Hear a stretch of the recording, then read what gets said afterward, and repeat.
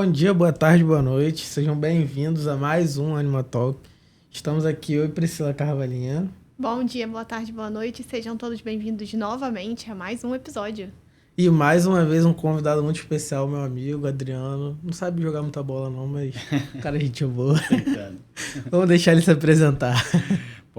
Bom dia, boa tarde, boa noite, né? Como você falou. Prazer estar aqui, obrigado pelo convite. Eu sou Adriano Tambosi, sou fisioterapeuta esportivo, trabalho com performance esportiva há 20 anos, né? Me formei lá em 2005, começo a entregar a idade já. Mas desde o início sempre muito focado, mas mesmo cursando a faculdade, a universidade de fisioterapia, saindo de lá já me joguei para fisiologia do exercício, preparação física, cursos muito voltados para performance esportiva.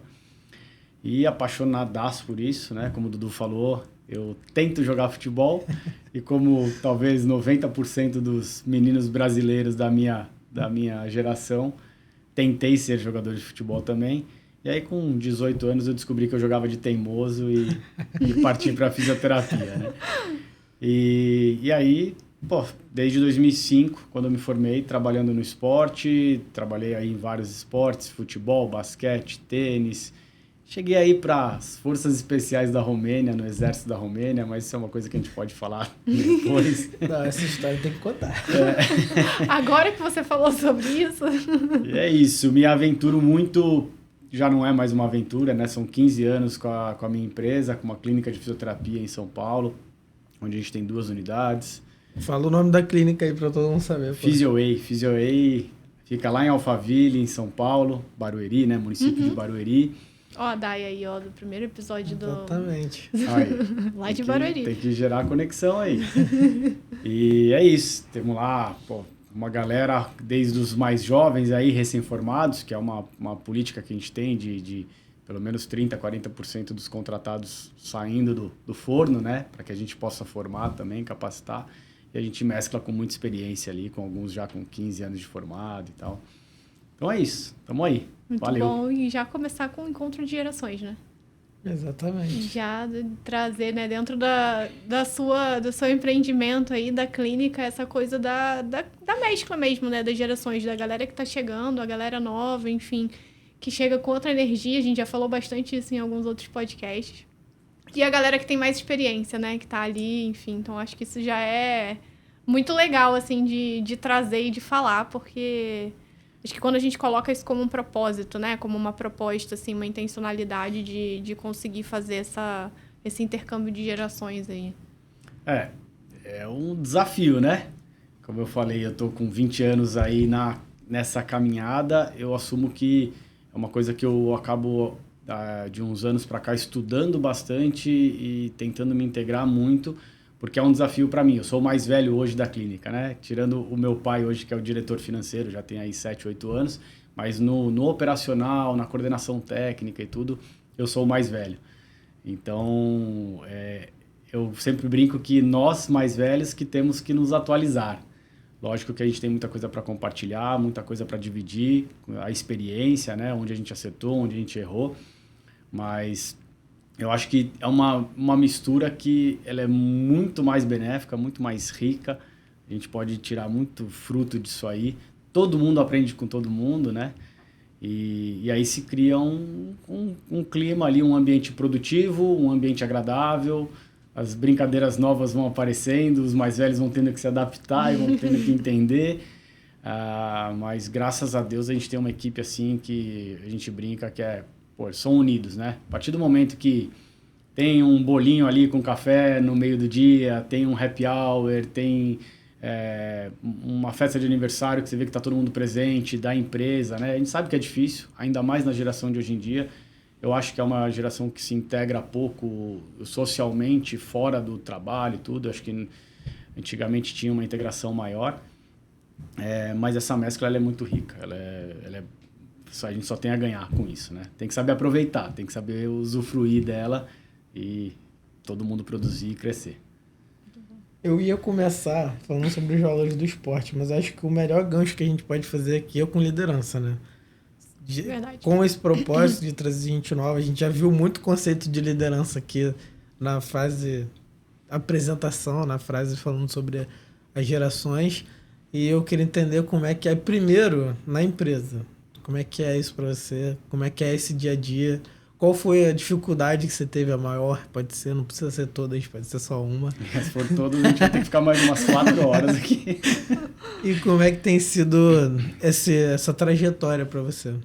Bom, a liderança, cara, é uma coisa que engraçado, né? Eu de moleque assim, de menino, eu fui capitão do time em algumas situações, eu tive essa vivência. A gente vai falar da questão do esporte no valor, na vida Sim. profissional e tudo, mas eu acho que isso foi me moldando em várias situações também daquele cara que vai assumir a responsabilidade, falar assim, não, pô, deu ruim, mas estamos aqui, estamos juntos, vamos Sim. unir, vamos criar força, né?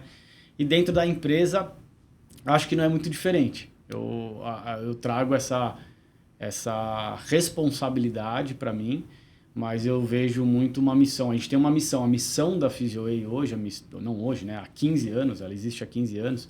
A missão dela é promover a autonomia.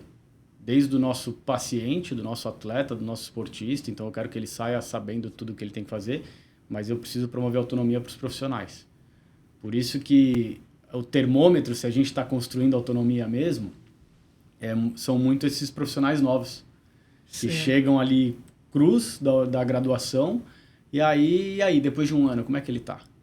Depois de 2 anos. Eu tive profissionais que depois de 3 anos foram contratados por um time de futebol, que hoje estão aí já construindo a carreira. Outros que saíram e foram construir a própria clínica e estão muito bem. Então, nós proporcionamos isso tudo para eles, né? Então, acho que essa construção, esse desafio ele é grande. Eu passei por um processo de totalmente operacional nos primeiros 7 anos da empresa. Então, eu era o cara com mais mão na massa. A gente fazia um atendimento por hora, eu chegava a fazer 14 atendimentos no dia. Então, eram 14 horas, assim, na pegada mesmo. E isso aconteceu pelos primeiros 7 anos. E aí, eu lembro que eu estava atendendo uma psicóloga, que ela foi a primeira turma de formação de coaching no Brasil. E aí, ela falou, cara, tem muita coisa que a gente precisa trabalhar, tal, não sei o quê, nananã. Vamos fazer uma troca aqui? Você reabilita o meu joelho e eu te atendo. Falei, fechou. E a gente fechou um pacote lá que davam 10 sessões com ela, né? Graças a Deus que eu fiz naquela época, porque hoje ela tá super careira, porque ela é espetacular, ela vale realmente cada hora que ela cobra, né? Alda Marmo, vou deixar o nome dela aqui porque sou fã, número 1. E eu lembro que a primeira vez que eu sentei com ela, eu falei, minha vida é um caos, isso aqui não existe e tal, não sei o quê. Eu não quero ser empresário, eu não quero ser nada disso, eu quero ser só fisioterapeuta e tal. E aí ela e mais outras pessoas já tinham me dito isso. Eu falei, você é empreendedor, você precisa se desenvolver como empresário, empreendedor você já é, mas você não é um gestor. E aí ela criou alguns planos para que eu pudesse sair de cena da mão na massa, do operacional lá. Isso pra mim, cara, era quase assim, o pai deixando o filho na escola pela primeira vez, no primeiro dia de aula. O conflito de identidade, né? Você era o fisioterapeuta. E como fisioterapeuta, eu estava muito confiante. Sim. Agora eu tinha que assumir um papel que eu não conhecia, era uma coisa nova e tal, e assumir uma responsabilidade por processos, por desenvolver pessoas e tudo mais. Mesmo já lendo muito livro, já estudando, já correndo atrás, assistindo coisas no YouTube, meio que sempre gostei muito disso. E eu lembro que a gente desenhou lá um plano, que o plano era, eu vou sair 100% da atuação da PhysioWay. Eu não vou mais atender na PhysioWay. Eu vou ser um coordenador técnico, um gestor e um desenvolvedor de profissionais. E acho que a gente demorou ali talvez 1 ano. E foi quando eu consegui voltar para o futebol, porque eu fiquei 9 anos fora do futebol, então eu voltei para o futebol em 2019, para trabalhar no Coritiba, né, no Coxa. E nesse retorno eu comecei a desenvolver essa autonomia, promover essa autonomia para a empresa. E hoje eu estou há 7 anos fora de São Paulo. E a empresa está lá, tem uma atuação diária, com reuniões técnicas, com reuniões de gestão financeira, com reuniões de marketing, mas não tem mais a mão do Adriano lá, né? Então, às vezes dá uma... Caramba, precisava estar lá, precisava colocar a mão na massa e tudo. Mas a gente tem um programa hoje dentro da empresa de capacitação, tem um treinamento, nenhum fisioterapeuta começa a atender antes de 30 dias, pelo menos, de treinamento. A gente tem um programa de desenvolvimento, onde a gente tem aulas internas a cada 3 semanas. Então, cada fisioterapeuta é responsável em trazer um tema, com algumas regrinhas, baseado em artigos científicos, literatura e tudo. E isso é um desafio para eles, né? Eu já tive várias situações que o fisioterapeuta me ligou 7h30 da noite, a aula é de 8 horas da noite, assim. 7h30 da noite, cara, eu não vou conseguir. Você vai me perdoar, mas eu não vou conseguir. Eu falei, cara, você vai conseguir. Toda vez que você estiver nervoso ali, pode deixar que eu abro o meu áudio aqui, eu complemento, eu falo e tudo, e vamos junto, não sei o quê. E ele foi embora e deu a aula todinha, porque ele dominava o tema, né? Mas para mim baita privilégio ver essa geração se desenvolvendo e os mais velhos se desenvolvendo como novos líderes também, né? Sim. Eu acho que queria fazer um gancho com um ponto muito específico que você trouxe. E trazer um tema talvez que esteja um pouco fora dos tópicos que a gente conversou, mas que se junta com vários outros momentos do podcast aqui, quando você falou assim, nossa, promover a autonomia. E a gente conversou muito, né, sobre uma mentalidade mais próspera. Acho que foi no podcast que a gente fez sozinho, né? Uhum. E o quanto a gente carece de pessoas que pensem da forma como você trouxe, né? Porque quando você fala assim, eu quero promover autonomia para esse profissional, e esse profissional chega, ele vai se desenvolver e ele vai seguir a carreira dele, às vezes ele vai ficar lá dentro, mas às vezes ele vai para um time, ele vai abrir o negócio dele. E isso faz parte, né? E quantas vezes as empresas e as pessoas, elas preferem não desenvolver porque é um risco, né? E aí, não. Então, eu prefiro não desenvolver porque aí eu controlo, eu mantenho aqui dentro, eu tenho esse recurso. E aí, a gente não cria um impacto positivo que eu acho que é no mundo, né? É como a gente pode, várias vezes a gente já falou isso aqui, como a gente pode, com pequenos passos, com pequenas atitudes, criar impacto positivo, né? E aí, quando você traz isso para mim, eu ouço como um movimento onde eu crio impacto tanto na minha equipe, na equipe que fica ali permanente, porque ela está aprendendo com a galera que está chegando nova, com novas visões, essa galera traz uma atividade em tecnologia, por exemplo, em pensamentos, mas também eu estou dando recurso para essa galera mais nova, para ela ir impactar uma rede muito maior do que a capacidade que, né, eu teria sozinho dentro do meu universo ali. Então, eu acho que quando a gente fala, né, de mentalidade próspera, da gente construir novas formas de economia, a gente falar sobre um processo colaborativo, para mim, assim, você trouxe um exemplo riquíssimo de proposta mesmo, de intencionalidade, né? E aí, cada um vai colocar, né? No seu caso, você falou sobre autonomia, sobre, né, dar autonomia para as pessoas, e a gente pode, em determinados tópicos, sempre fazer um movimento nesse sentido, né? De ser mais... de causar mais impacto no mundo. Então, eu acho que é um tópico que não estava exatamente dentro do contexto que a gente queria conversar, mas que para mim foi muito forte, assim, o exemplo que você trouxe, sabe? Eu acho que tem só mais uma coisa dentro da mesma coisa que eu queria destacar, que é, ele falou da missão, e a missão que se vive para fora, que é de dar autonomia, é a missão que se vive para dentro. Quantas vezes, em quantos lugares, em quantas ocasiões a gente não vê uma missão de encantar o cliente, de fazer isso pelo cliente, de fazer aquilo, e para quem está dentro é completamente diferente. Então, fica aí o tópico de mais uma aula que ficou na fala, né? Caramba, é muita coisa. Espera aí que eu preciso anotar tudo isso aqui. Não, vocês trouxeram para mim, acho que os pontos que são talvez a essência de um propósito ali, né? Você falou uma coisa que, para mim, a missão da empresa, ela é muito mais importante para o cliente interno, que é o colaborador, do que para o externo. O externo, ele é legal, é legal a gente saber qual que é a missão da empresa e tudo, mas é quase uma perfumaria, né? Tá ali, tá para fora, tal, é isso, é marketing e tal. É importante? É importante. Mas vai ser muito mais rico e muito mais impactante se for para dentro. Sim. Né? E a gente construiu essa missão depois de já estar fazendo por algum tempo. Porque eu inaugurei a Physioe em 2011 e essa missão a gente definiu lá em meados de 2015. Então já fazia parte, sabe, da coisa. E isso que você trouxe também olha só, né? é aquele clichêzão, né? Mas eu prefiro ter pessoas não capacitadas, mas aqui dentro, do que capacitar para elas irem embora. E eu bato papo, meio que num tom de consultoria, com alguns amigos meus que têm clínicas e academias, né, e tudo. E é a grande dor desse tipo de empreendedor, né? A grande dor dele é, pô, eu capacito, eu trago gente de fora, eu dou curso, eu compartilho todo o meu conhecimento, dá 2 anos o cara vai embora. E aí a grande loucura é, bom, você prefere deixar ele aí, não capacitado, porque sabe quais são as chances, se você não capacitar, não entregar conhecimento, não compartilhar com ele, a chance dele ficar é muito maior. Aí você fala, não, mas eu quero que ele fique. Mas você quer que ele fique sem conhecimento? Então não reclama se a sua empresa não crescer. Não vem chorar as pitangas para mim, porque ela não vai crescer. Sim. Né? Então, ponto. Então eu prefiro ter um cara motivadaço, aprendendo um monte, curtindo aquilo que ele está fazendo, se desenvolvendo e tudo. E depois de 2, 3 anos ele falar, cara, muito obrigado por tudo, mas eu tô indo.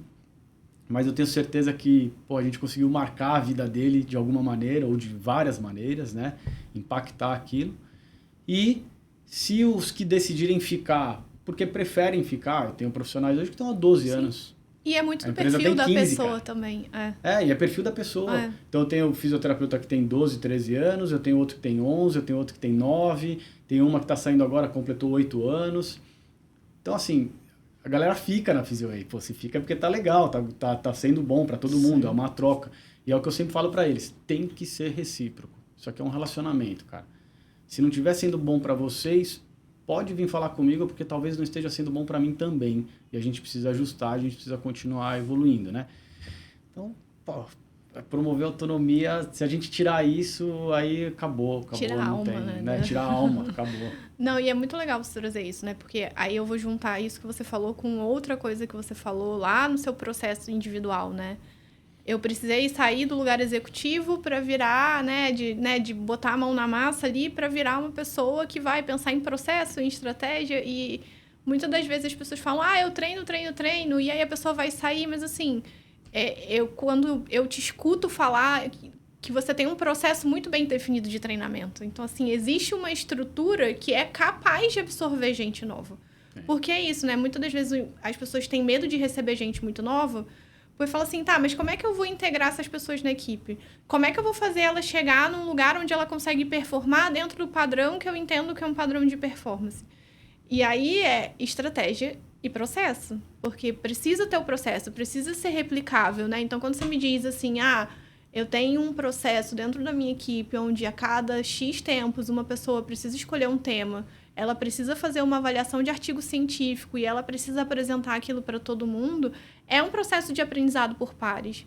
E é um processo de atualização, porque se a pessoa tem que ir lá na internet buscar os artigos mais recentes, e a equipe faz o trabalho pela própria equipe de treinamento e desenvolvimento técnico. Então, assim, precisa ter intencionalidade também, porque às vezes você vai falar, eu vou dar um treinamento pro cara, mas aí você dá treinamento para uma pessoa de um jeito, para outra de outro, e aquilo não é sistêmico, né? E aí, para mim, a gente entra disso, para mim é um processo dentro da sua clínica de fisioterapia, mas se a gente for expandir para uma empresa grande, é um processo muito bem delineado de gestão de conhecimento. Sabe? Como a gente coloca a gestão de conhecimento nos rituais do trabalho, né? É um processo muito sofisticado.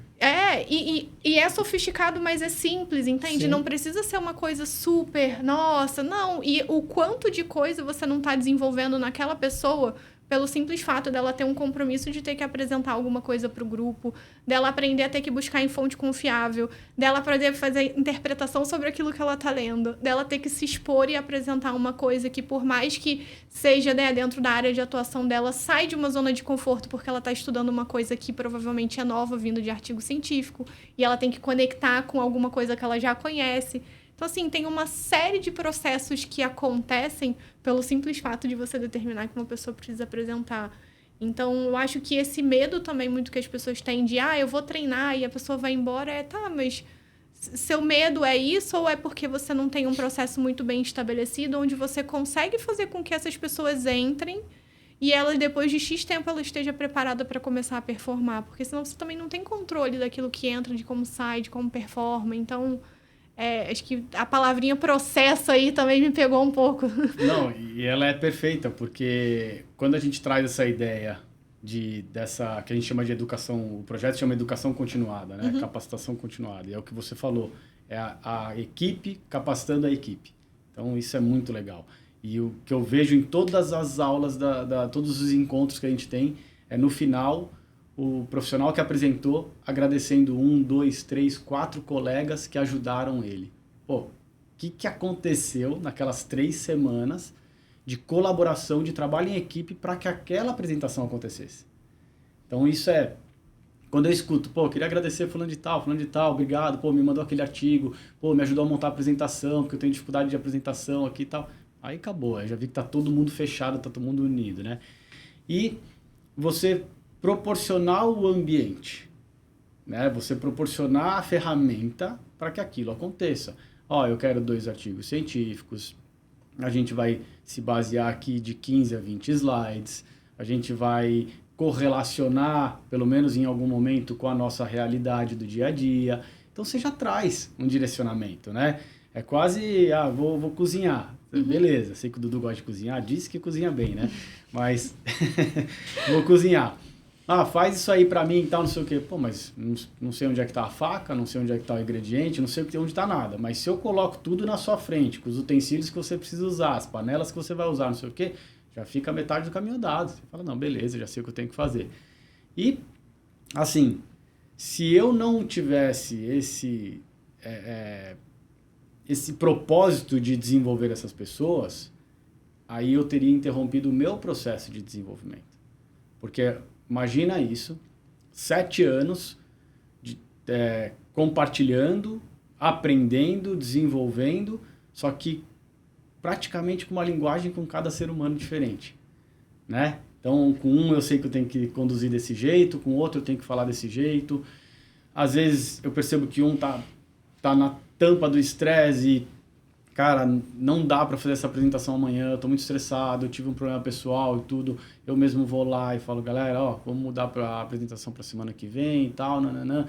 Então, respeitar o time, ter empatia, né? Só que o grande conflito das gerações que a gente estava falando, só um ponto rápido, talvez eu tenha passado por um tempo, na minha opinião, uma autocrítica de excesso de acolhimento com a minha equipe. Te entendo. E pouco desenvolvimento. Então, aquela coisa de tem que ter empatia, tem que ter empatia, tem que ter empatia. E se eu falar que a empatia é também te pressionar um pouquinho para você entregar melhor? Sim. Sim, né? Perfeito. E se eu falar que isso é empatia, se eu falar que isso é cuidado, Sim. É querer te desenvolver, é querer o seu melhor. Né? Porque ninguém se desenvolve dentro da zona de conforto. E aí as pessoas não podem confundir, né? Ser um processo empático com você se acomodar. Você pode ser super respeitoso, mas tirar a pessoa da zona de conforto.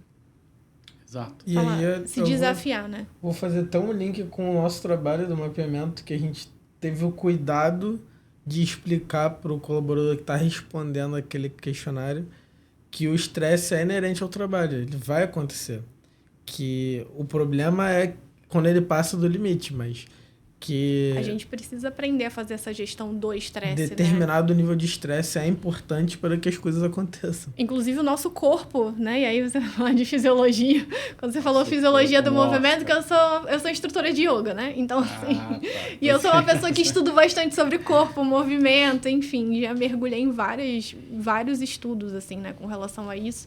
E até essa questão da relação do sistema nervoso, né? Com o corpo, com o movimento... E é isso, o nosso sistema nervoso, para a gente entrar em ação, ele precisa de algum nível de estresse, né? Ele precisa desse movimento. Então, quando a gente tá muito, não tem nenhum desafio, a gente, literal, não consegue se colocar em movimento. O nosso corpo precisa disso.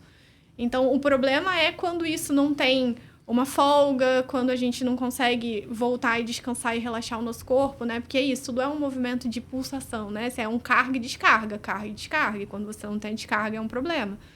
É quando eu não me sinto sem recurso para lidar com esse estresse. Então, a gente, de fato, se preocupou nesse processo de fazer uma sensibilização, porque também tem o ponto oposto, né? As pessoas falam, então meu chefe não pode me cobrar mais.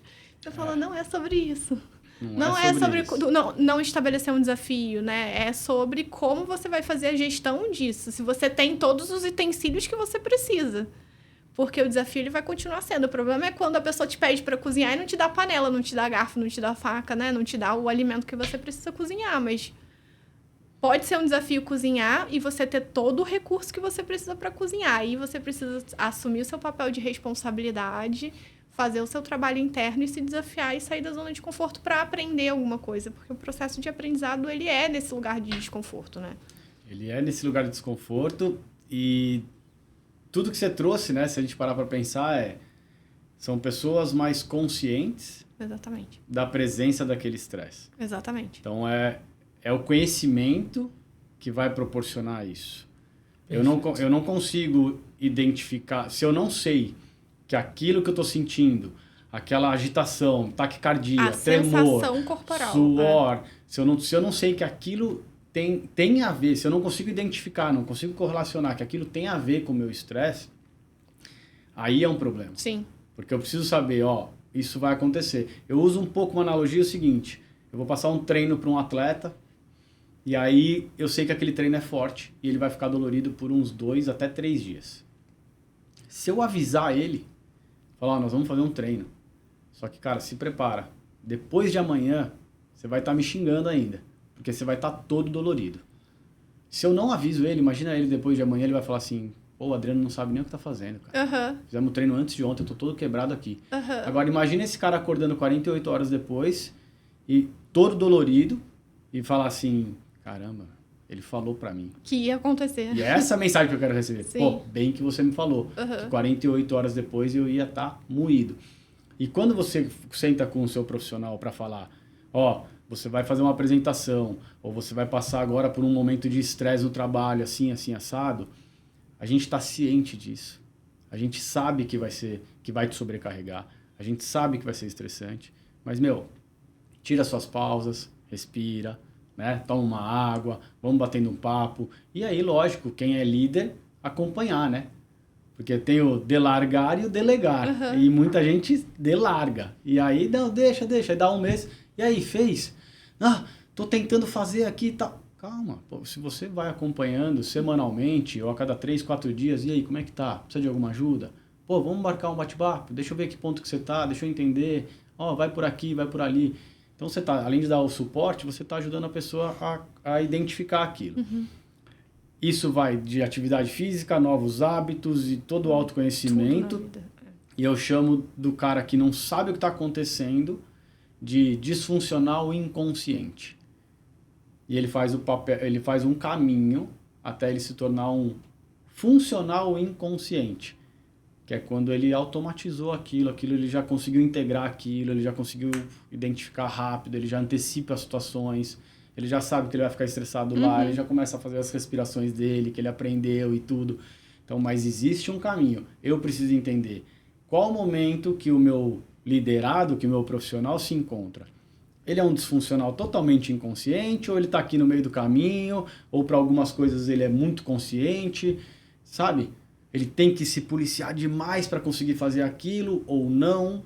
Ele tem já algumas ferramentinhas legais. Eu preciso identificar quem que é esse profissional para saber como é que eu vou abordar cada um, né? Então, a ordem de quem vai apresentar no ano é sempre assim. Eu já olho e falo, vamos começar com vocês 3 aqui, que são os caras mais tal. E a gente cria esse cenário, vai deixando todo mundo confortável para esse desenvolvimento aí, né? Não, e do tipo, falou de um topiquinho que eu adoro, que também tá na nossa sensibilização, por sinal, né? Que eu falo, gente, a gente não se letrou no nosso corpo. Sim. A gente não aprendeu a se letrar no nosso corpo, né? E aí... Pelo contrário, né? A gente culturalmente acredita que tá tudo na cabeça. A gente se dissocia da sensação do corpo. Vê depois. E aí eu falo, gente, a coisa mais... Autocrítica. A gente... Autocrítica, né? Peraí que eu tô falando aqui pra mim mesmo. Deixa eu reforçar aqui. Tá assim, acabei de resolver uma parada aqui. E eu falo muito sobre isso, né? A palavrinha difícil para tudo isso é interocepção, né? Então, assim, como eu desenvolvo a percepção interna do meu próprio corpo. A gente foi até um determinado ponto, né? A gente sabe dizer quando a gente tá com frio, com fome, com vontade de fazer xixi, quando a gente tá com sede, mas a gente não consegue definir, por exemplo, bem quando eu tô com medo, qual é a sensação que o meu corpo traz. Quando eu tô ansiosa, qual é a sensação que o meu corpo traz. Quando eu tô triste. E tudo isso são sensações. E a gente consegue começar a aprender que essa sensação tá indo para além do que eu sei que eu sou capaz de lidar. Então, eu preciso fazer uma pausa. Eu preciso estabelecer. E não adianta, né? Não dá para vir de fora, porque eu posso olhar para você e achar uma coisa. Sim. Mas esse cheque, ele é interno. Então, assim, tá para além ou não tá para além? Porque vai ter o desconforto. E aí eu preciso saber, tá, isso aqui é uma reação, é a dor que o muscular que vai acontecer, que faz parte do processo, ou não, tá para além, sabe? Eu realmente, do tipo assim, não consigo lidar com a sensação, eu não consigo lidar com isso aqui, eu não tô tendo tempo pra digerir as sensações e as emoções que estão acontecendo comigo. Então, eu preciso pedir assim, olha, não, olha só, eu preciso parar, eu preciso afastar, eu preciso... E aí, a gente precisa começar a assumir, né, esse papel de autorresponsabilização, que é um conjunto entre o líder olhar e entender qual é o perfil daquela pessoa, onde ela tá, mas ela também se letrar e começar a ajustar e calibrar o termômetrozinho interno de, pera, dá pra ser, não dá pra ser, quando é que eu preciso de pausa, quando não preciso, né? O que eu preciso me fornecer também para conseguir chegar no objetivo que eu quero, porque muitas das vezes algum objetivo vai demandar algum desenvolvimento meu. Então... nossa. Eu gosto muito desse assunto. Você tá falando a gente aí... vai entrando na fisiologia, funcionamento do sistema nervoso. Porque eu converso muito com a minha esposa, com a Vanessa, e ela trabalha com radiestesia. E, assim, é uma coisa totalmente holística, mas quando você começa a entender um pouco mais a questão da energia, a pergunta... E eu me sinto até privilegiado de ter conseguido realizar algumas conversas com alguns profissionais que eu trabalhei, em clubes ou até na clínica, de eles conseguirem se abrir, né? Pô, não, é isso, tal, tô com esse problema. Não só problema e tal, mas quando a gente faz a pergunta, por que você, toda vez que chega essa situação, você quase gosta de se sentir assim, né? O que tá por trás, que qual tá o por mecanismo, trás, né? Qual o mecanismo, ou qual o benefício, Sim. qual vantagem que se tem, ou por que isso sempre se repete. Porque, tô vendo que vai ser um estresse, vai ter um estresse, vai ter um estresse, vai ter um estresse, aí eu explodo. Ou eu choro, ou eu tenho uma crise do pânico, ou não sei o quê. E aí, o que acontece? Por que eu não consigo? E aí você tem que cavar, aí até, né? A gente tem que entrar com processos de terapias e... Eu sou super a favor, eu já fiz alguns ciclos de terapias, né? Alguns tipos de terapias, mas eu sou muito a favor disso, porque chega uma hora que a nossa competência ela tem um obstáculo, ela tem uma interrupção, a gente não consegue passar dali, tipo, chegar, é por causa disso. E aí, quando você vai cavando, vai abrindo as gavetinhas, você vai entendendo que é muito mais amplo. Tem um inconsciente ali que tá por trás e que vai levando a gente a ter os mesmos resultados. Então, se a gente não começa a colocar luz naquilo que tá no inconsciente ali, as coisas vão se repetir, né? Então... são reações químicas, né? Falando da fisiologia, cada vez que eu me sinto daquele jeito, eu libero substâncias químicas no meu corpo. Sim. Quando eu libero essas substâncias químicas... depois de fazer isso 50 vezes na minha vida, eu tô familiarizado com aquilo.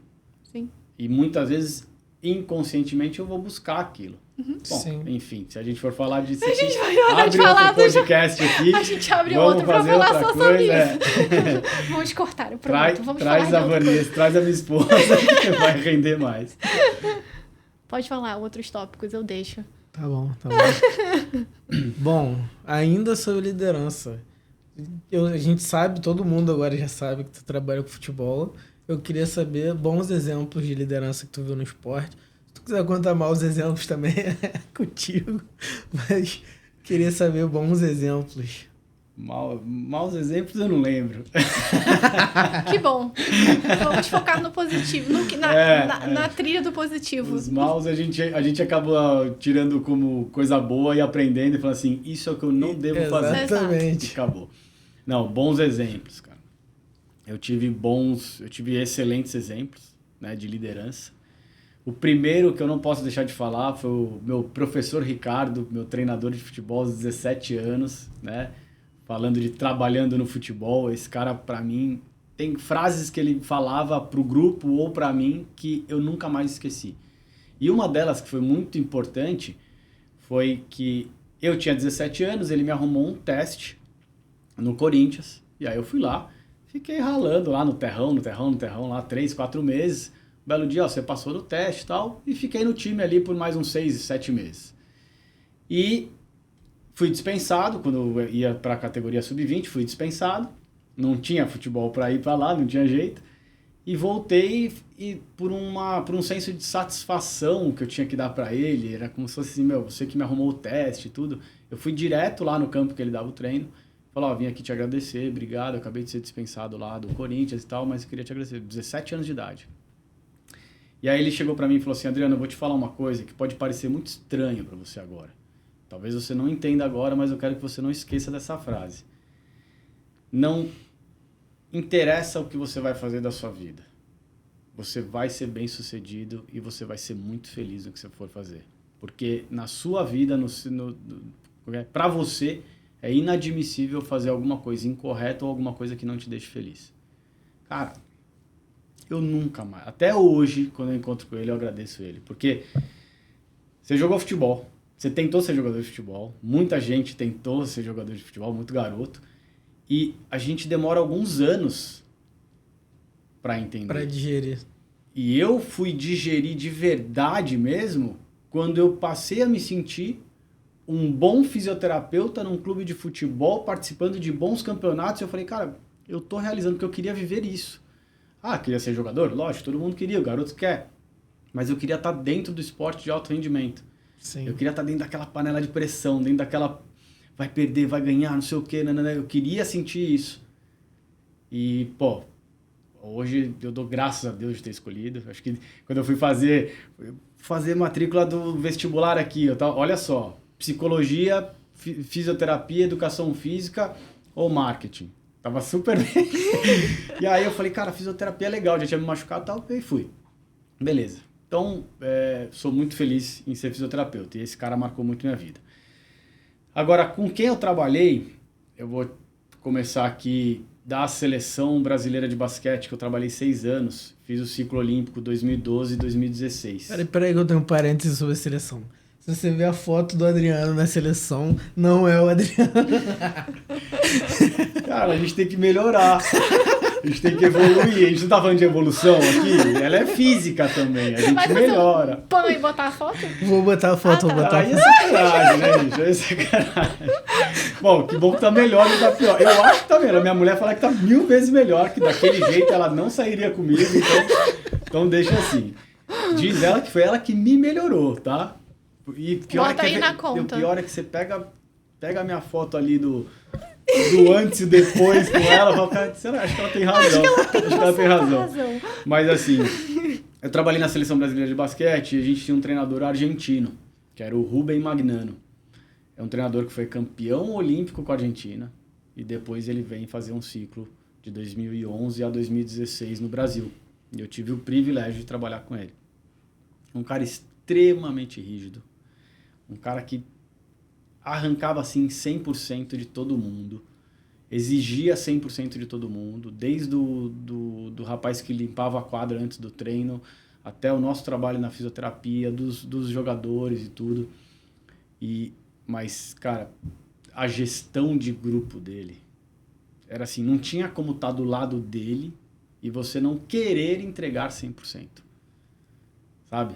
Você queria entregar, porque você via que o cara vibrava tanto aquilo, ele queria tanto fazer o melhor, ele era tão transparente com cada um, com cada atleta, com cada profissional que estava ali, que, 6 anos, cada pré-eleição, cada coisa, cada vestiário que eu escutava ele falando e tudo, as reuniões com a comissão técnica, como ele pontuava as coisas, como eu aprendi que ele jogava uma pergunta para ver o quanto que a equipe de saúde e performance ia discutir e resolver aquela pergunta dele. E depois de algum tempo eu entendia que ele tinha feito aquilo propositalmente, sabe? Falava, cara, e ele só jogava assim, ó, tum. O que vocês acham desse atleta jogar não esse jogo e jogar aquele jogo? E ele se afastava e deixava a gente discutir, conversar e tal, e a gente construía muito.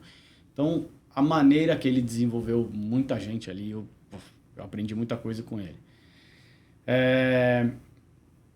Cara, trabalhei com o Felipe Scolari, com o Felipão, né? Pentacampeão do mundo. E esse cara, para mim, Felipão, ele pode escrever um livro de como gerir um grupo e como tornar qualquer ambiente estressante ou esgotado num ambiente agradável, descontraído, leve. Assim, uma percepção de atmosfera, uma percepção de ambiente, uma percepção de se o grupo estava unido, não estava, se tinha algum atleta insatisfeito, que ele tinha que puxar o carinha um pouquinho para cá, outro não. Absurdo, assim. E um baita ser humano, assim, sabe? Depois que você conversa com o cara a primeira vez, ele já sabe o seu nome, ele já te cumprimenta pelo nome, ele já te respeita, ele já escuta o que você tem para dizer. Ele tá aberto a te escutar caso você bata na porta dele e fala, professor, podemos conversar? Claro, senta aqui, quer um café, quer uma água, quer não sei o quê. Então, esse cara, para mim, também foi bem marcante, assim, cara. Esses dois foram... Não é à toa, né? Um é campeão olímpico, outro é campeão do mundo e tudo. Então, não é à toa que esses caras fizeram o que eles fizeram no esporte, né? Agora, os ruins eu não vou contar. Não faria isso contigo, não. Agora, viemos da liderança pro esporte. Eu já fiz essa pergunta pro Alexandre aqui também, que hoje trabalha com marketing esportivo, mas também tentou ser atleta. E quais foram os valores do esporte que você trouxe, não só pro profissional, mas pra sua vida de modo geral? Caramba, todos, né?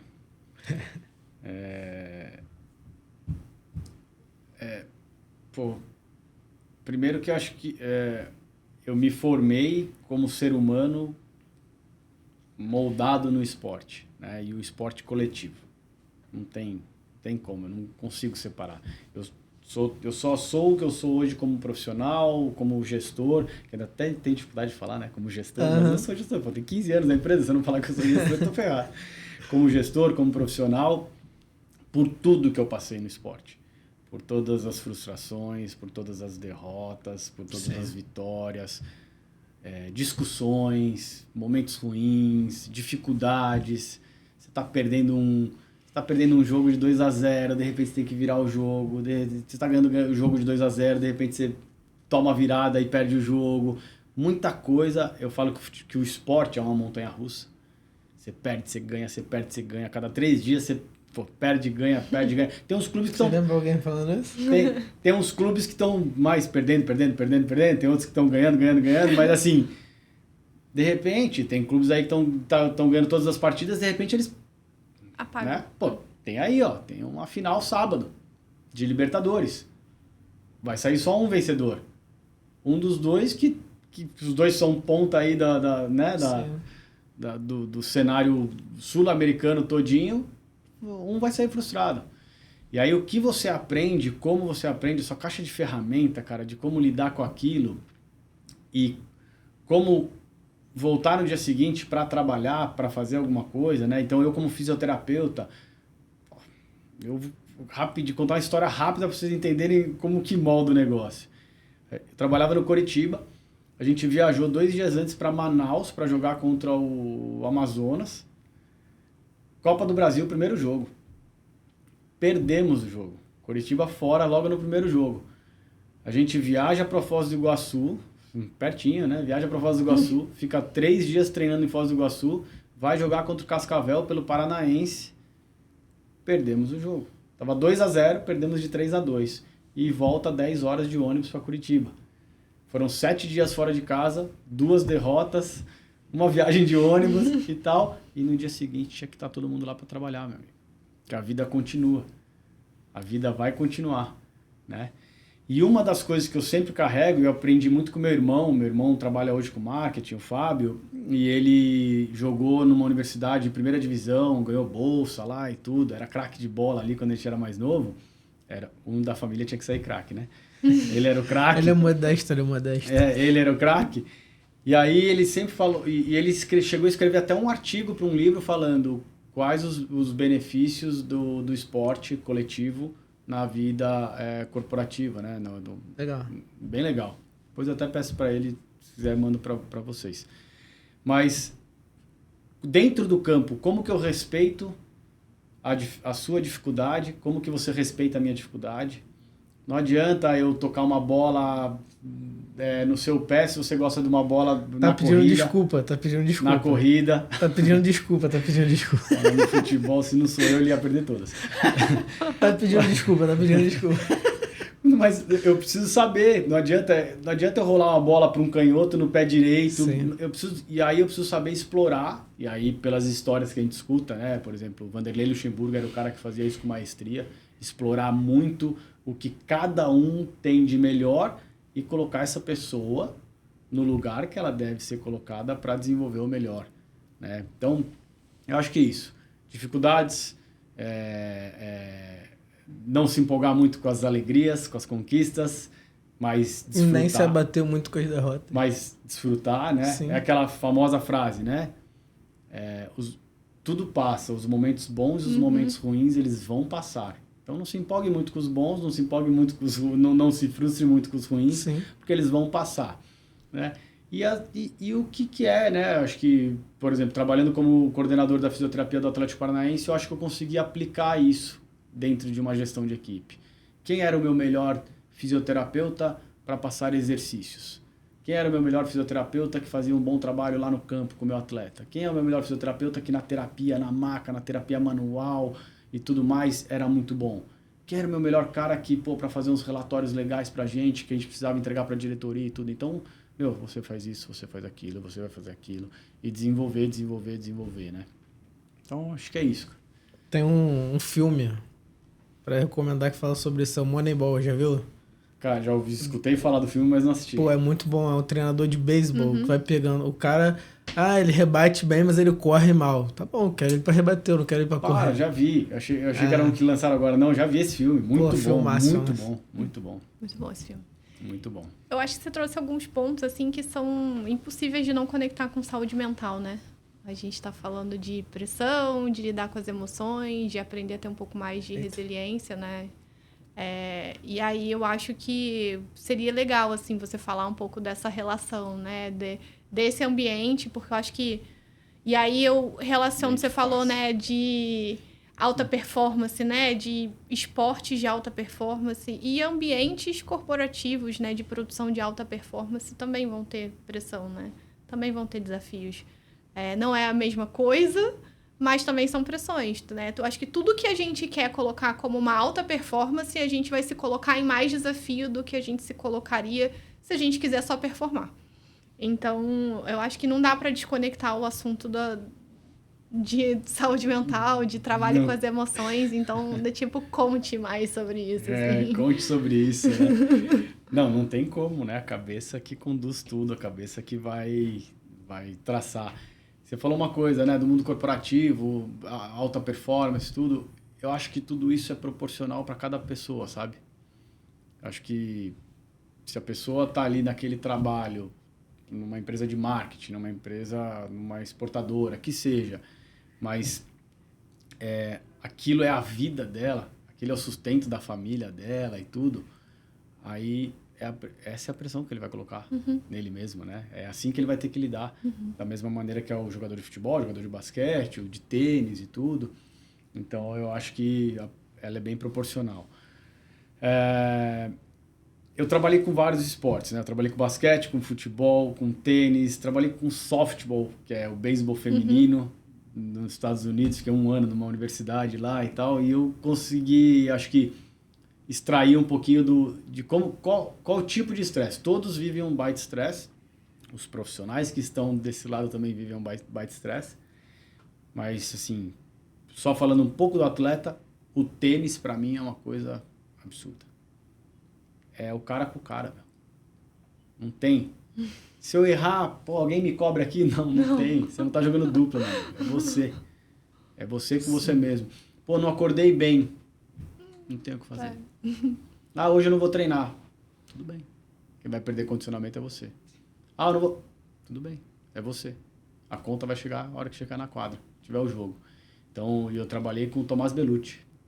Tenista, Foi número 1 aí depois do Guga por muito tempo. E no Brasil, né? E bem posicionado no ranking mundial por muitos anos. E, assim, uma capacidade de girar a chavinha também absurda. Um cara extremamente focado. E aí eu consegui conviver não só com ele, mas em alguns torneios, olhar alguns outros tenistas e você vê assim, qual a preparação mental desses caras e tudo.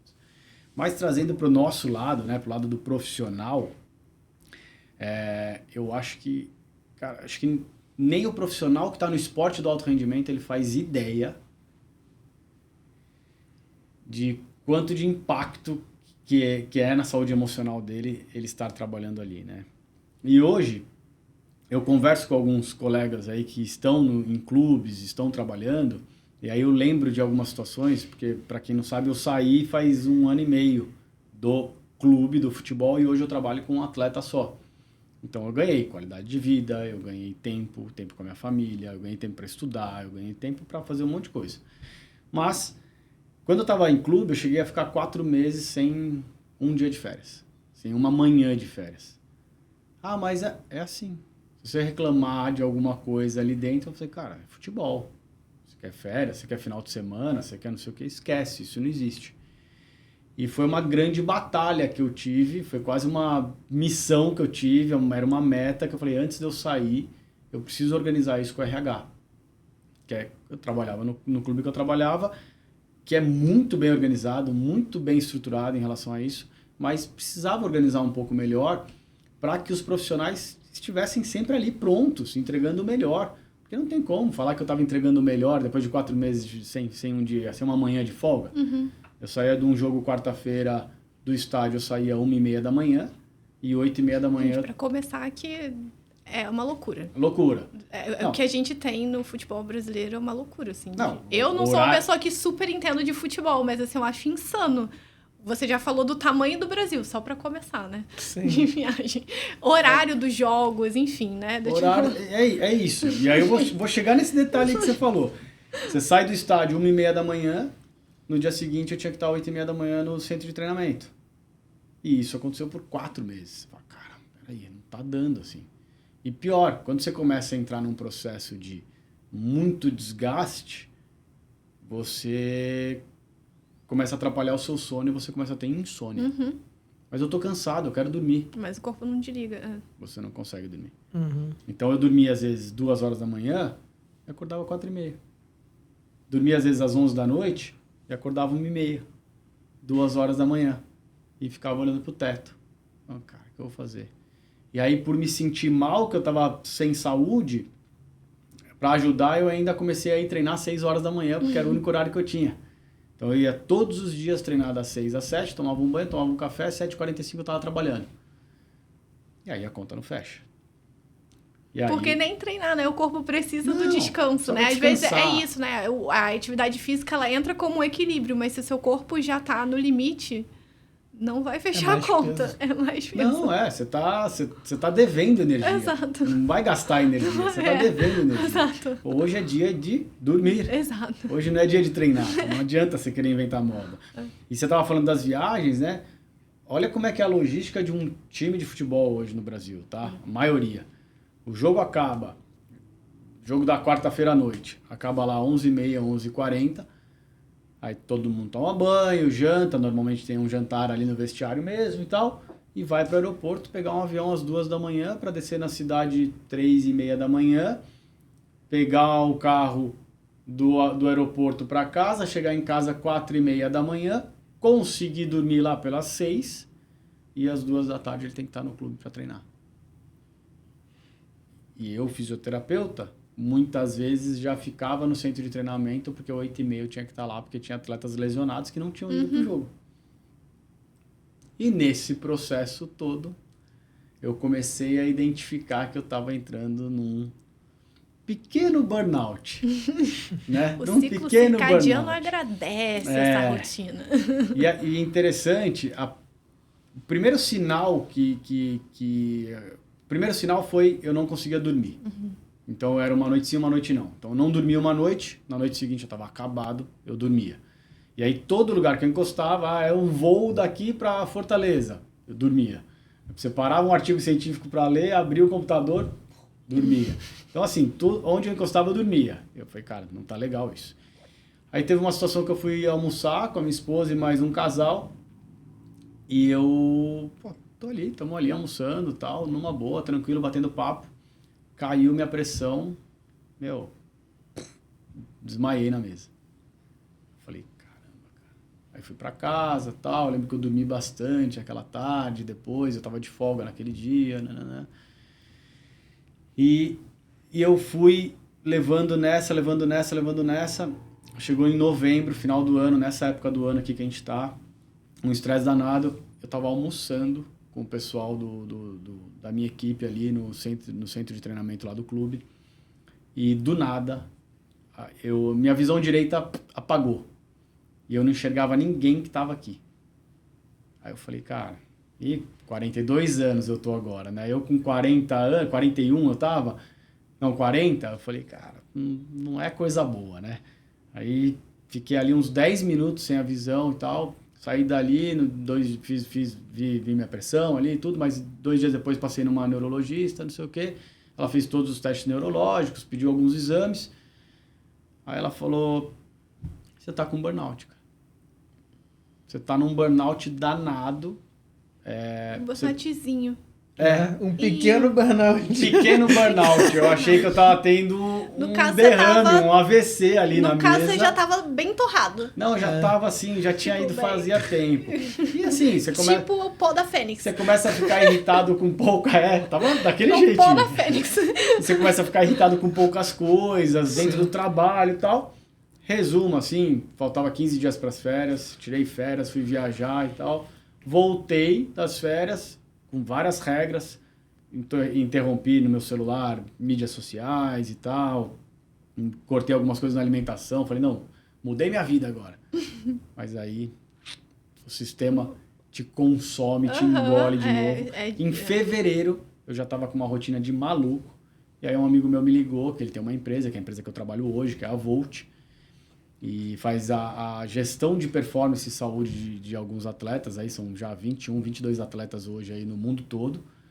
E ele me ligou e falou assim, Adriano, eu tô com um atleta, é um canadense, que tá jogando na França, só que eu preciso de alguém que fale inglês e que não sei o quê, E minha esposa até brinca até hoje, porque eu decidi que eu ia pedir demissão do clube que eu tava. E ia embora pra França sem ter sentado e conversado com ela. Aí a única coisa que eu cheguei pra ela foi 2 dias depois, eu falei assim, você moraria na França? Aí ela, lógico que sim, ela adora a Europa e tal. Eu falei assim, lógico que sim, que moraria. Eu falei assim, então tá, daqui 15 dias a gente tá mudando pra França. Ela, como assim e tal? Eu falei, não, acabei de pedir demissão e tal, nós vamos embora pra França. E aí eu recuperei minha saúde mental, né? Porque não dá. Hoje eu vejo a galera sem folga nenhuma, eu converso com todo mundo e... não dá, é meio insustentável. Esse que é o ponto, né? Fica insustentável para as pessoas, né? E aí, assim, o futebol em especial tem muita pressão em cima dos jogadores, em cima da performance do clube, do time. Então, assim, é insano a gente pensar o que a gente tá... É uma moedor de carne, assim, né? Em cima das pessoas e da vida das pessoas, né? Então... eu acho que esse ponto de equilíbrio é algo que vale trazer para a discussão, e eu acho que o mais legal é a gente poder contar um pouquinho desse bastidor, sabe? Porque a gente só vê o que tá ali na televisão, né? E depois a gente desliga a televisão, a gente não para pensar que o cara vai sair do estádio, vai tomar um banho, vai comer, vai pra... Que horas que ele vai chegar em casa? A pessoa dorme? Onde ele vive? Do que se alimenta? Não. Do que se alimenta, né? E ele tem filhos. Né? Tem esposa, família. Aí depois, o jogador tá dando tilt, aí deu problema, BO, não sei o que. Mas, cara, aí sempre tem um... Não, porque se eu ganhasse o que ele ganha, não é assim. Não é assim que cara. funciona, né? Não é assim que funciona. Não, isso aí pra mim é a maior loucura que tem, sabia? E aí eu acho que também, ao mesmo tempo, tem esse lance do dinheiro, do tipo assim, então a gente vai te pagar muito, como se fosse uma coisa que o dinheiro fosse compensar, e na real não compensa. Chega uma hora que a pessoa emocionalmente ela tá totalmente descompensada, aí do tipo, o dinheiro vai começar a ser usado, sabe, para uma coisa que deixa de ser saudável. Aí a gente começa a entender toda a dinâmica que se processa, que a gente só vê a parte que aparece, né? Sim. É uma barra, assim, é insano, é insano. O Danilo, zagueiro do Flamengo, falou umas coisas bem interessantes essas semanas aí nas mídias sociais, só que assim, que até não sei se vocês viram que o Casemiro propôs, né, que o atleta brasileiro, durante a Copa, desligasse as mídias sociais. Não sei se você chegou a ver isso aí. Não vi. Ele falou isso, o repórter perguntou para ele assim, se você pudesse dar um conselho para os jogadores que vão para a Copa do Mundo ano que vem, qual o conselho que você daria? Falou, eu sei que é praticamente impossível, mas se todo mundo pudesse desligar as mídias sociais pelo período da Copa, a gente tem grande chance de ser campeão. Olha só, o maior obstáculo que ele considera do Brasil são as mídias sociais. E olha a loucura. Se vocês olharem no Instagram de um atleta, de um jogador, no dia seguinte que ele falha, ou que ele perde um gol, ou que ele perde um pênalti, ou que ele falha e o outro time faz um gol, as pessoas vão em todos os posts, ou nos últimos posts que ele fez, para xingar, para assim, acabar com a vida do cara, assim, emocionalmente, sabe? Só que não são 2, 3 comentários de 3 haters. A gente tá falando de Milhares 2 de mil, pessoas, 3 né? mil, 10 mil, 100 mil comentários. Então, não interessa, por mais que o cara tenha uma maior inteligência emocional, de jogar o futebol, de tudo, aquilo impacta. Qual é o ele, seu cara. papel, né? Aquele impacto, é lógico, qualquer um de nós que se abrir o Instagram e começar a ver um monte de gente xingando... A gente já fica chateado quando o chefe chega pra falar e fala torto. Agora imagina a gente ouvir 1000 pessoas falando assim com a gente, né? Exatamente. Quando o chefe chega pra falar numa salinha fechada, sem ninguém ver, sem nenhuma exposição... Exato, né? imagina, E né? às vezes não foi nem torto, só a gente que entendeu. Exato. Foi só sincero, só que com respeito, né? Não gritou, não falou nada, tal, só trouxe a sinceridade. E as mesmas pessoas que provavelmente vão lá ensinar assim, o feedback negativo você dá no particular, tá? Não dá na frente do grupo, não. O Alexandre, que eu trabalho com marketing, veio aqui, ele falou uma frase, tô tentando lembrar, é o progressista na vida, fascista na bola. Porque o jogador de futebol errou, tem que matar, tem que bater, tem que fazer. Mas na vida não, na vida a gente não, porque a gente tem que cuidar. Tem que cuidar, tem que ser acolhedor. Mas imagina se cada um, o cara que erra no escritório de contabilidade, o cara que erra no escritório de marketing, e não precisa ser nem o mundo, tá? Se todo mundo da própria empresa deixasse um comentário num quadro lá.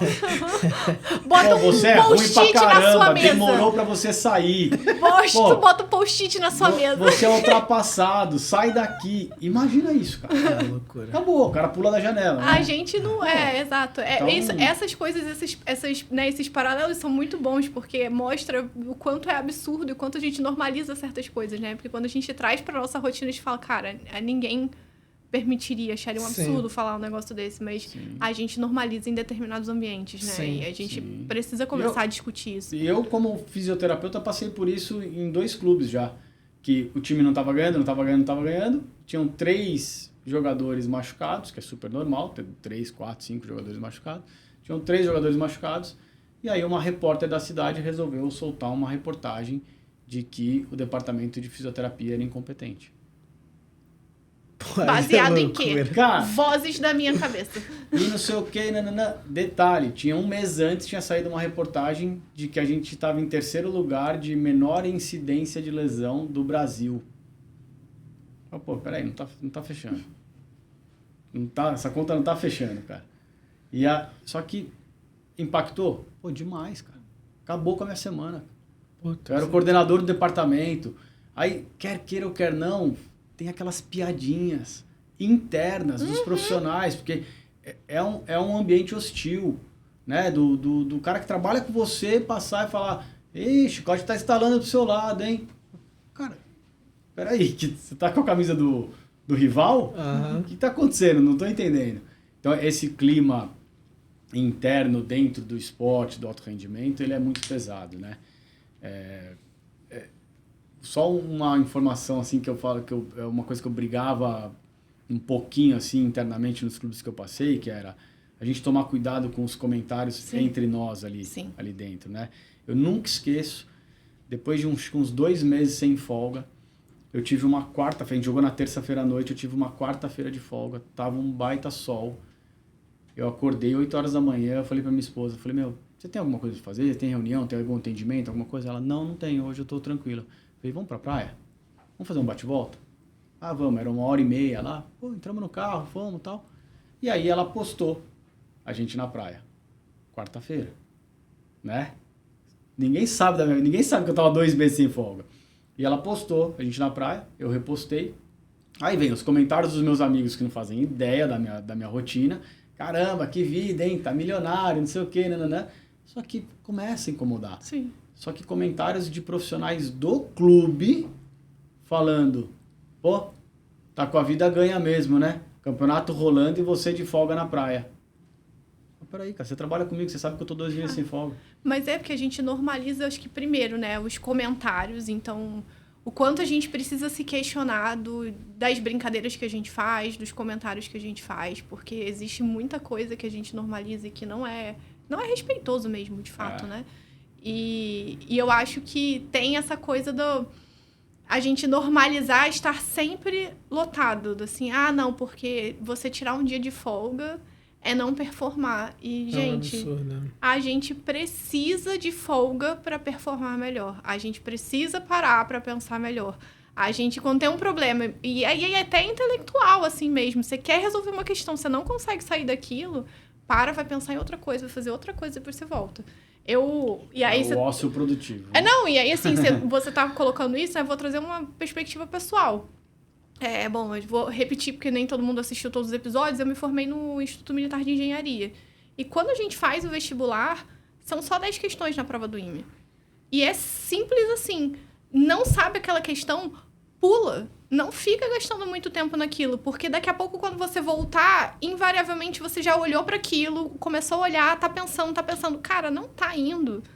Vai fazer outra questão, olha outra coisa e volta. Porque normalmente quando você volta, você vai olhar e você fala assim, pera, sabe? Às vezes uma questão que você fez depois vai te dar uma ideia de fazer outra coisa. Então, a gente precisa invariavelmente mudar de foco, sabe? Mudar. E aí, né, tem 2 extremos. As pessoas que não param com foco em nada, e não é sobre isso. Mas é sobre o fato de que, assim, não dá pra ficar 100% no trabalho, também não é pra ficar 100% no descanso, porque é uma hora na Disney. Mas a gente precisa das pausas, a gente precisa dessas flutuações, porque é onde a gente vai, sabe, o corpo desliga, a mente relaxa, a nossa mente, para lembrar de coisas, muitas das vezes, precisa realmente relaxar. Então tem um fator do funcionamento da mente, e isso é um clássico, assim, você fala, eu quero lembrar o nome daquela pessoa. Aí você vai fazer força para lembrar e não vai conseguir lembrar o nome da pessoa. Você vai lembrar o nome da pessoa quando você for tomar banho, beber água, comer. Por quê? Aí vem na cabeça, né? Porque a mente... Isso é um princípio de funcionamento da mente. A mente relaxou, o subconsciente conseguiu trazer para o consciente e você vai relembrar aquilo. Então, não adianta, tem certas coisas que não adianta forçar, porque não é fisiológico, né? Não é, o corpo precisa. Eu acho que a gente volta até pro que a gente tinha falado antes, a gente se coloca num estágio de estresse constante. A gente não tem descarga, porque a gente está sempre fazendo. Porque a gente montou um sistema de competitividade, né? De produtividade. Então, que jura que isso é produtividade, né? Jura que isso é produtividade, né? Jura que é produtividade. E aí você... Cara, a gente olha pro lado e a gente acha que a gente tá sempre para trás, né? Sim. Exatamente. A gente olha, benditas mídias sociais, mas você olha e fala assim, caramba, meu, não, preciso ver isso. Não, fulano de tal falou desse estudo, eu não li esse estudo. Fulano de tal tá fazendo isso, nossa. Então, assim, é uma competição que a gente nunca vai vencer, cara. Uhum. A gente nunca vai vencer. E ela tem que ser... A gente tem que ajustar, né? A gente tem que... Calma. Aonde eu estava pessoalmente e profissionalmente há um ano atrás, aonde eu estou agora. Eu fiz o meu processo de evolução? Fiz. Então eu estou vencendo. Tá tudo bem. Sou eu comigo mesmo. Não adianta. Esse negócio de ficar se comparando o tempo todo, ele é muito maluco. Sim. E eu sofro bem disso, assim, da produtividade, sabe? Somos 2. Se eu olho minha agenda vazia, eu falo, e aí? O que eu faço? Preciso inventar alguma coisa. Preciso colocar alguma coisa aqui. Preciso vir aqui, encontrar com vocês desde das 7h30 da manhã até 12h45. Falei, legal, tô aqui, adrenalina pura, né? Tô produzindo, né? Eu assumo que eu aprendi muito. A Vanessa me trouxe muito esse... Ei, calma, baixa, né? Então, às vezes, eu me dou até o luxo de falar, não, às 3 horas do horário do almoço eu vou na academia, eu vou tomar meu banho, eu vou almoçar, eu vou sentar ali no sofá ali meia horinha, depois eu retomo, tá tudo bem. Ah, mas porque antigamente eu fazia isso, não, retomei às 3 da tarde. Aí não, então eu tenho que puxar até umas 8, 9, porque pô, até fiquei 3 horas parado na hora do almoço. Hoje não, hoje eu vou controlando e tal, então hoje eu me controlei, mas ainda não tá dominada essa situação. Autoconhecimento, né? né? Ela às vezes eu olho e falo, nossa senhora, escapou, hein? Essa semana escapou. Total minha terapia, do tipo, mas precisamos de pausa, né? Eu falei, sim, estamos tentando. Seguimos 0 dias sem conseguir, mas é como a gente aprendeu, né? Eu tava escutando um podcast ontem daqui, não vou lembrar aquele... Animal Talk, muito bom, cara, escutem. É bom demais, é o melhor que tem. Mas eu tava escutando um podcast ontem, eles estavam falando sobre as diferenças das gerações, né, dentro do mesmo ambiente de trabalho. E a geração dos meus pais, né, que nasceram ali antes de 70, é uma geração que é muito engraçado como ele define. É a geração que a minha meta é não infartar a minha meta é não infartar enquanto eu estiver trabalhando, né? Tipo assim, dentro do trabalho. Se infartar em casa, tudo bem, mas dentro do trabalho eu não posso mostrar essa vulnerabilidade toda, essa fraqueza, né? A minha meta é não infartar ali dentro. E aí ele vai trazendo as classificações, mas eu tive essa escola. Sim. O meu avô faleceu com 97 anos. Aos 90, e ele fazia muito artesanato, assim, umas coisinhas com palito de sorvete, com pregador de madeira e tal, fazia várias coisinhas. 95 anos, eu quero conversar com você. Eu falei, fala aí, vô. Tava umas cestinhas, assim, que era pra pôr bombom, uma frutinha, assim, umas cestinhas bem bonitinhas, ele pintava e tal. E aí ele falou assim, tá vendo essas cestinhas? Tinha umas 15, assim, na mesa. Eu falei, tô vendo, vô, ali. Quanto que você acha que vale cada uma? Porque eu preciso vender, eu preciso fazer dinheiro. Ele com a aposentadoria dele lá de 4 salários mínimos, morando lá na casa dos meus pais e tudo, tava tudo certo, tudo dominado. Mas por que você precisa fazer dinheiro? Ele, eu preciso produzir. É porque eu tô velho que eu tô morto. Eu tô pensando em levar não sei aonde e tal e oferecer. Posso deixar lá em consignação. Deixo lá, se ele me der R$15 em cada uma, tá bom. E assim, essa é a escola que eu tive. Essa é a escola que eu tive, né? Eu acho que tem uma questão de contexto também, né? Que é uma geração que precisava manter os filhos vivos, né? É muito comum antigamente tu ver, eu tive 10 filhos, mas 3 não vingaram. Hoje não existe isso. Aí depois a gente vem uma geração que precisava, não era alfabetizada, mas precisava alfabetizar os filhos. Aí a gente veio uma geração que para trabalhar, para crescer, tinha que estudar, tinha que fazer faculdade e tal. E aí vem uma geração totalmente disruptiva que... faculdade pra quê? Eu vou... Então e a gente ainda tem as 4, né? Que antigamente também não tinha. Quando chegava na 4ª, primeira já tinha morrido todo mundo. Porque não durava tanto tempo. Não durava tanto tempo. Então agora a gente tem as 4 habitando o mesmo espaço. Acho que pela primeira vez. Não sei se aconteceu antes, mas... Com certeza muito raro, né? Então, é difícil, a gente tem que entender mesmo como que cada um funciona e vai dar choque, não tem jeito. E entender como que as empresas podem lidar com cada geração dessa, e o que a gente pode aprender também com cada geração, né? Porque, de alguma forma, a geração seguinte, ela vai fazer a gente questionar aquilo que a gente interiorizou como um padrão e normalizou, né? Então, o que a gente quer também aprender e aproveitar esse choque para criar algo novo e questionar aquilo que talvez estivesse muito cristalizado e que a gente pode criar alguma coisa nova. Né? Uma nova forma de ser, uma nova forma individualizar, né? Igual a gente individualiza um treino, né? O cara que tem 35 anos, diferente do menino de 18, tudo. É isso também. Eu posso individualizar dentro da minha empresa.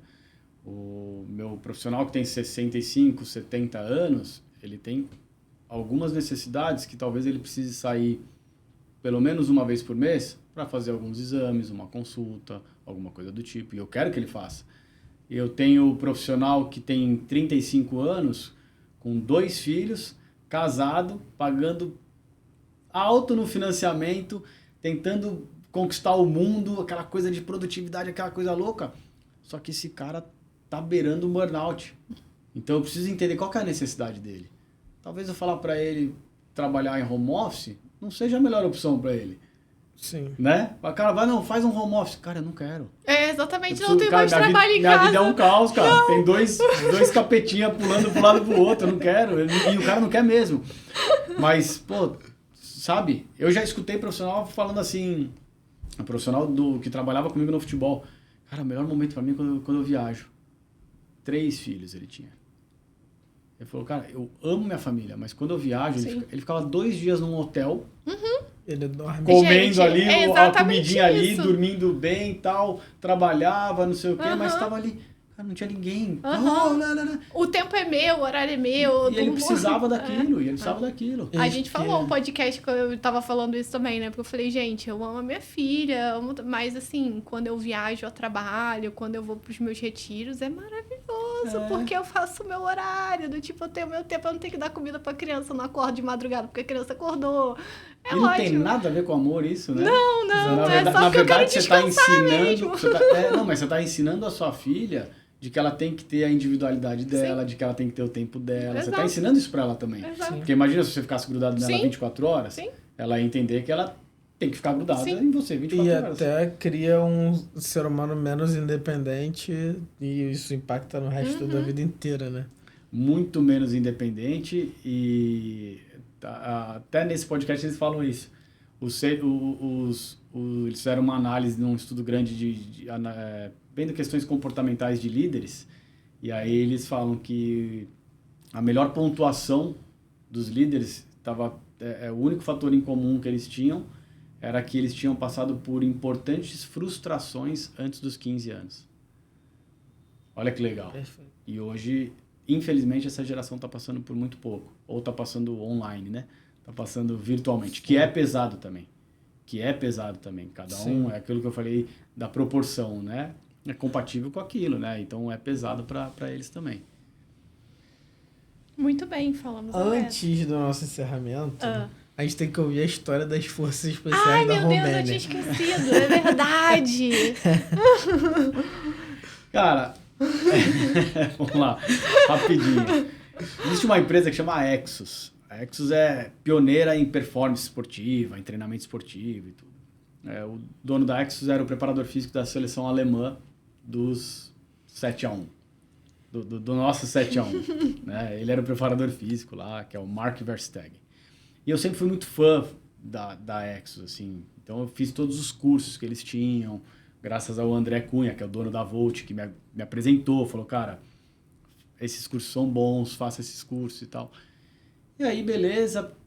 E eu tava num processo, 35 anos, a crise existencial total, mudando 1.500 coisas na minha vida.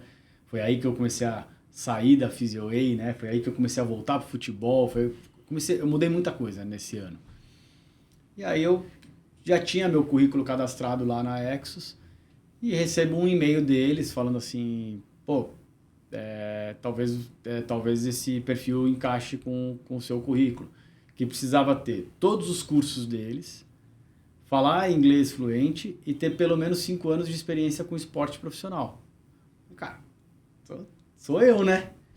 Só que eu me candidatei, era um projeto de 3 meses, de 12 semanas. Só que eu não sabia nem onde era. E eu achando que eu vou para um clube de futebol, que eu vou para um clube de basquete, que eu vou trabalhar com atletas e tal. E aí vem a proposta, falando, Adriano, você foi... Não, aí eu fiz uma entrevista e tal, e na entrevista o cara falou. Só que sabe quando você não pega muito bem? Eu falei, é na Romênia.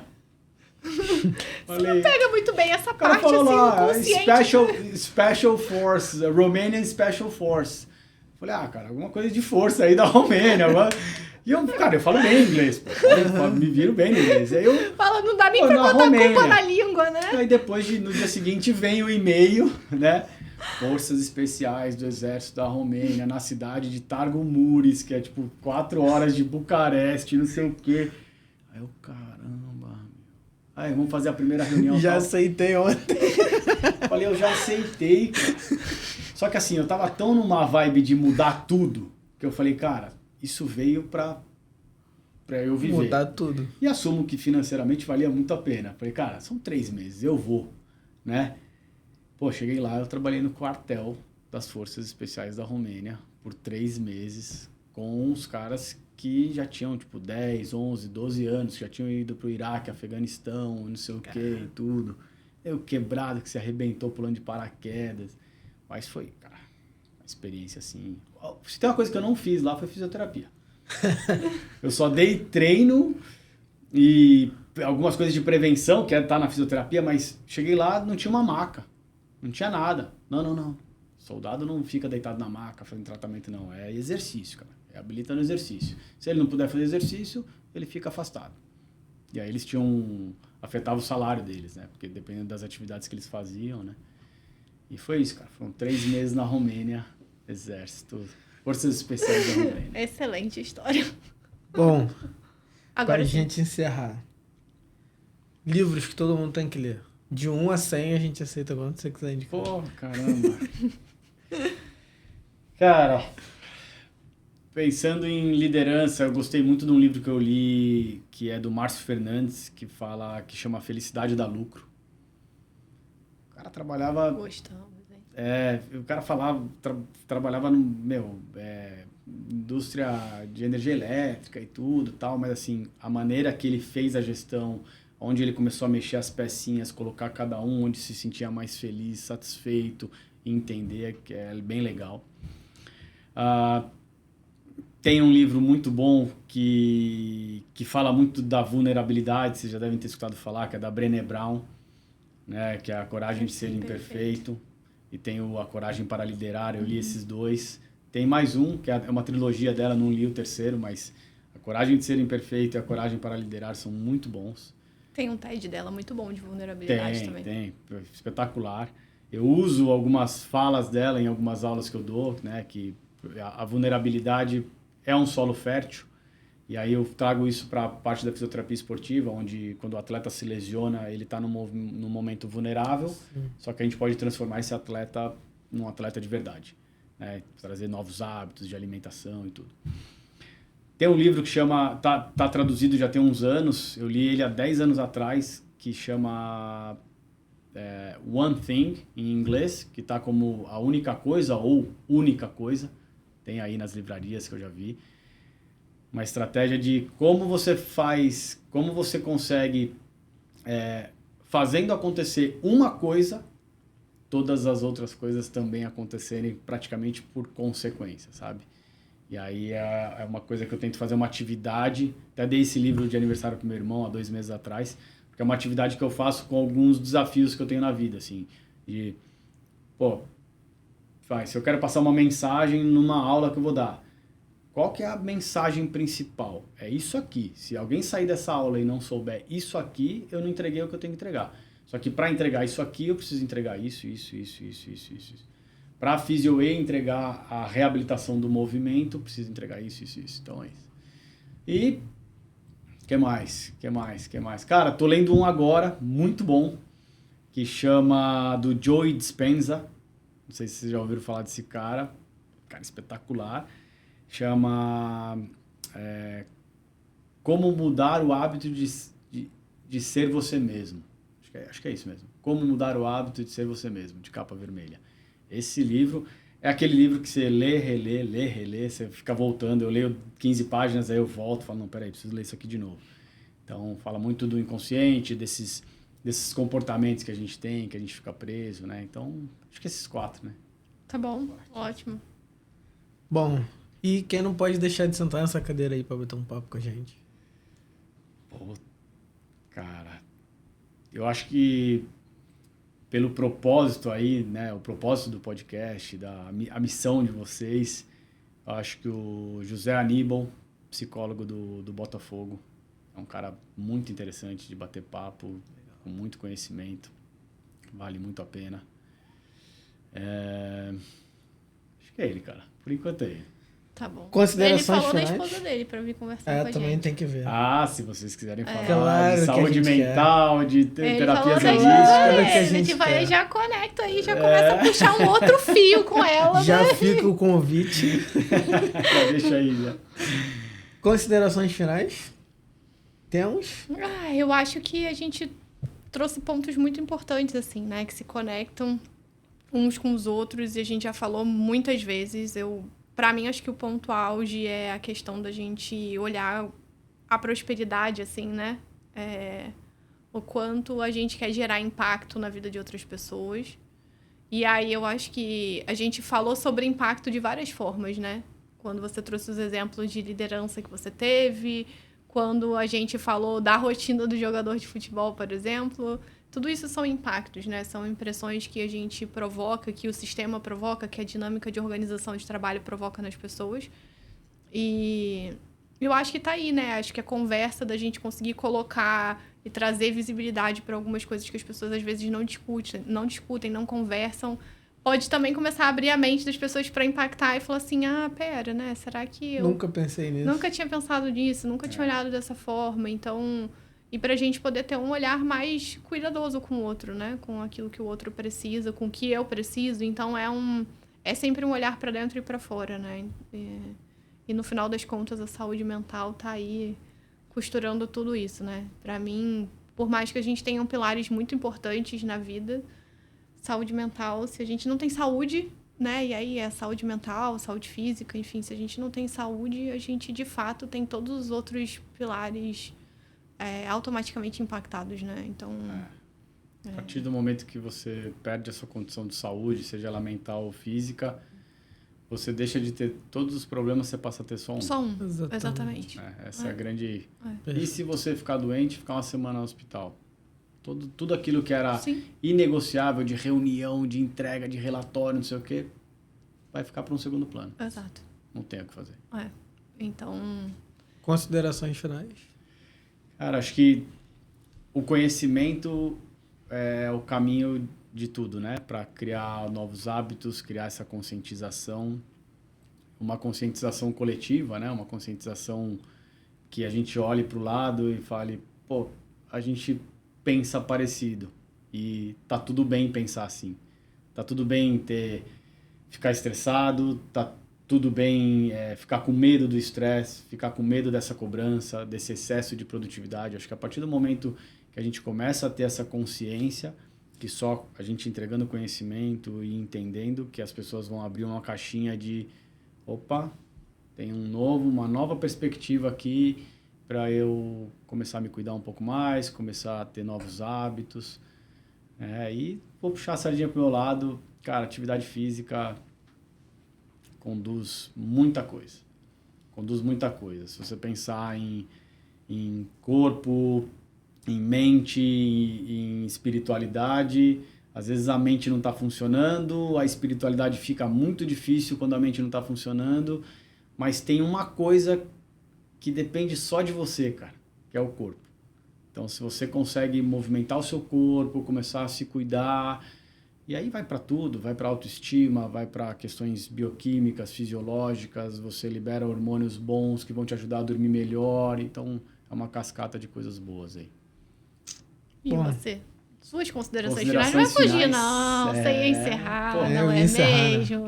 Eu acho que um ponto muito importante é que vocês dois trouxeram sobre o autoconhecimento, entender como que as coisas se manifestam fisicamente na gente. Eu acho que é importante para todo mundo. O corpo dá vários alertas antes dele parar e uns ignoram, outros desconhecem. Eu acho que essa vai ser a minha consideração final hoje para encerrar. A gente foi por 3 caminhos diferentes, né?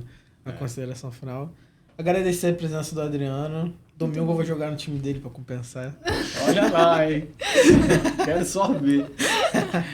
Nunca joga no meu time. Agradecer a todo mundo que ouviu a gente até aqui. e até a próxima. Até a próxima, pessoal. Obrigada. Valeu, muito obrigado pelo convite.